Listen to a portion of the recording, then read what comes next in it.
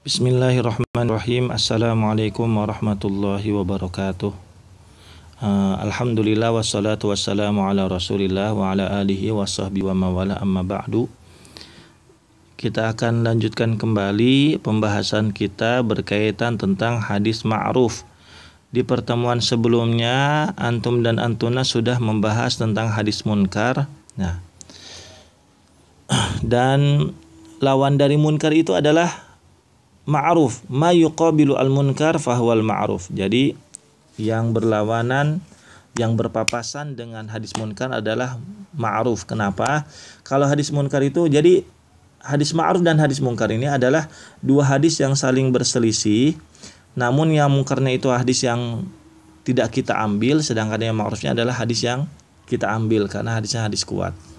Nah, jadi kita flashback dulu ke pembahasan hadis munkar sebentar, bahwa definisi hadis munkar itu menurut Imam Ibnu Hajar al-Asqalani adalah, kita ambil definisi yang kedua karena ini yang menjadi titik pembeda antara munkar dengan ma'ruf, yaitu ma rawahu ad-dha'if mukhalifan lima rawahu ats-thiqah. Jadi hadis munkar itu adalah hadis yang diriwayatkan oleh perawi yang dhaif.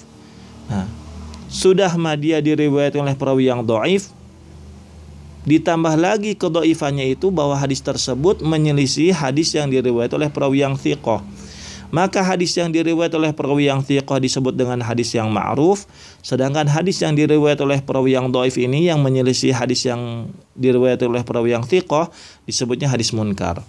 Nah, kita langsung ke ma'ruf sekarang.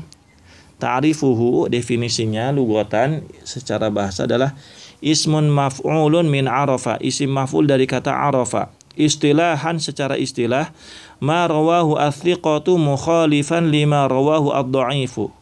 Hadis yang diriwayatkan oleh perawi yang thiqah itu menyelisih hadis yang diriwayatkan oleh perawi yang dhaif. Nah, hadis yang diriwayatkan oleh perawi yang dhaif ini adalah munkar. Sedangkan hadis yang diriwayatkan oleh perawi yang thiqah yang menyelisihi periwayatan yang dhaif disebutnya ma'ruf, dan ini yang diambil. Misaluhu, maka untuk contohnya antum yang harus antum pahami, ini sama dengan contoh yang dikemukakan oleh penulis kitab ini dari contoh hadis munkar, yaitu contoh yang ini. Misalun li ta'rifi ats-tsani. Nah, kita bacakan ya. Amma misaluhu, sedangkan contohnya fahuwal mithalu tsani, yaitu contoh yang kedua, alladzi marra fi naw'il munkari, yang sudah terlewat di pembahasan hadis munkar, lakin min tariqi thiqat alladzi rawahu mauqufan ala Ibni Abbasin, tetapi dari jalur periwayatan yang thiqah, perawi yang kuat, yang meriwayatkan secara mauquf kepada Abdullah bin Abbas radhiyallahu anhuma. Nah, kenapa? Li'anna Ibnu Abi Hatim, karena Imam Ibnu Abi Hatim mengatakan ba'da an saqa hadis Hubayib al-marfu, setelah menyebutkan hadis Hubayib yang marfu yang disandarkan kepada Nabi SAW, beliau mengatakan apa? Munkar.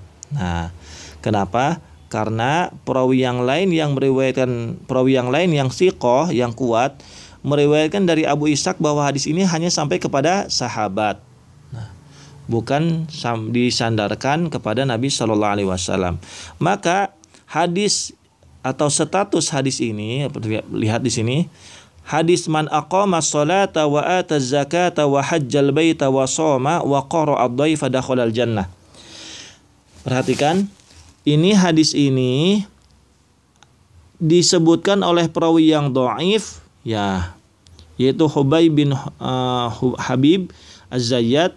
Nah, itu menyebutkan kalau ini sampai kepada Nabi Shallallahu Alaihi Wasallam, alias hadis ini disebutkan oleh Nabi Shallallahu Alaihi Wasallam. Tetapi perawi yang lain yang thiqah, yang kuat, ya, sedangkan Hubayb bin Habib Az-Zaid ini adalah perawi yang lemah, mereka meriwayatkan hadis ini tidak sampai kepada Nabi Shallallahu Alaihi Wasallam, tapi hanya sebatas sampai kepada sahabat Nabi Shallallahu Alaihi Wasallam, itu Abdullah bin Abbas radhiyallahu anhuma. Nah, maka hadis ini statusnya adalah mauquf, hadis yang ma'rufnya. Sedangkan hadis yang munkarnya, yang diriwayat oleh perawi Hubayb bin Habib Az-Zayyad, yang menyebutkan kalau hadis ini ya marfu alias sampai kepada Nabi Shallallahu Alaihi Wasallam, maka itu adalah hadis yang munkar. Maka status hadis ini mauquf itu dikemukakan oleh perawi-perawi yang kuat.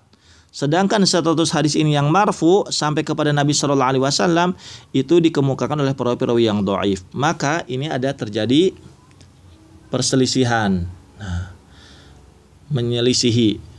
Sedangkan periwayatan yang dhaif disebutnya hadis ini adalah marfu, sedangkan periwayatan yang siqah yang kuat menyebutkan kalau ini hadis ini adalah marfu. Maka yang lebih layak diambil adalah periwayatan yang siqah yang mengatakan bahwa hadis ini adalah mauquf. Dan yang ditinggalkan adalah hadis yang munkar karena dia diriwayatkan oleh perawi yang lemah yang menyelisihi status hadis yang diriwayatkan oleh perawi yang kuat atau yang siqah. Maka yang ma'rufnya ditinggalkan statusnya, yang mauqufnya status hadis ini yang mauquf maka diambil. Ini pembahasan ma'ruf kita, semoga ini bisa bermanfaat untuk kita semua. Kita cukupkan dulu. Dan insya Allah pada pertemuan berikutnya kita akan bahas tentang hadis mu'allal. Cukup itu saja. Semoga ada manfaatnya. Kita tutup dengan kafaratul majalis. Subhanakallahumma bihamdika asyhadu an la ilaha illa anta astaghfiruka wa atubu ilaik. Wassalamualaikum warahmatullahi wabarakatuh.